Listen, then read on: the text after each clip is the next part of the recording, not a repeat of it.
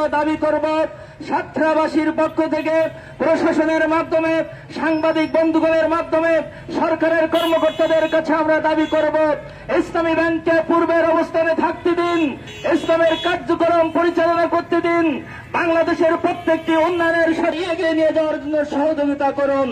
এই ডাকতে চান, চেয়ারম্যান হিসেবে বহাল ডাকতে চান এদেশের সমস্ত সাধারণ মানুষ সহ এদেশের ইসলামী ব্যাংকের 3 কোটি গ্রাহক কোন অবস্থাতে এটা মেনে নিতে রাজি নয়। বহাল ডাকার জন্য আজ বিশেষ করে গ্রাহকদেরকে ধন্যবাদ। জনাব আলহাজ হদ্দালাদিন দেশপ্রেমী আফ্রিকার এই সত্য ভূখণ্ডে শাসনের করতে চাই। ইসলামী ব্যাংক বাংলাদেশ এমন একটি পর্যায়ে আল্লাহ তাআলা কবুল করেছেন, এদেশের আপামর জনসাধারণ ধর্ম বর্ণ নির্বিশেষে মুসলিম অমুসলিম নারী পুরুষ চোখের সামনেই সারা পৃথিবীর মানুষ দেখেছে এত বেশি উদারতার সাথে এই ব্যাংকে মানুষ আমানত দিয়েছে।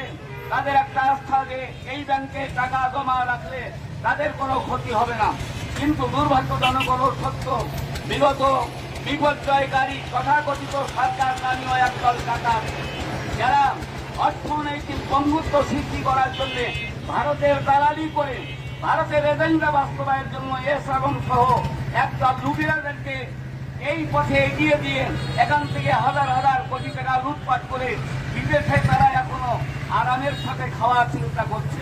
তারই অনুসরণে তাদের একদল প্রেতাত্মা, তারই একদলের অনুসারী এই শ্রাবণের অনুসরণে ইসলাম ওই জমিও সে জেলখানায় আছে, তারই নির্দেশনার আলোকে এদেশের বাকি অংশগুলো লুটপাট করে এদেশের মানুষকে তারা অর্থনৈতিকভাবে ভঙ্গু করতে চায়। এদেশের মানুষ যাতে মাথা উঁচু করে না চালাতে পারে, অর্থনৈতিকভাবে স্বাবলম্বী হতে পারে এবং অন্য দেশের কাছে বন্ধুত্ব বরণের মাধ্যমে এবং অভাবী দেশ হিসাবে চিহ্নিত করে ভিক্ষার হাত বাড়াতে চায়। এটা এই দুশ্চিন্তা করা তাদের কখনো দুঃস্বপ্ন সফল হবে না।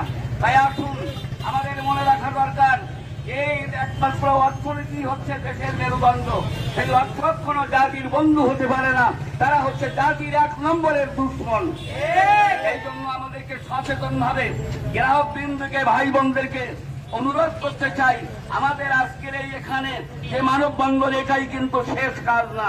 প্রয়োজন হলে আমরা দেশের কোটি কোটি মানুষ তাদের সাথে নিয়ে এই অবৈধ যারা আমাদের অর্থনীতিকে বন্ধ করতে চায় এবং এর ধারাবাহিকতা সর্বনাশ করতে চায়, তাদের দুঃস্বপ্ন এদেশের মানুষ কখনো সফল হতে দেবে না।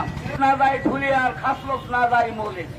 একদল মানুষ আছে যারা ভালো কাজকে পছন্দ করতে চায় না, তারা আবার নতুন ভাবে নেমেছে এই দেশের বুকের মানুষের রক্ত ঘামানো পয়সাগুলো লুট করে আবার কোন জায়গায় নিয়ে যাবে আল্লাহই ভালো জানে।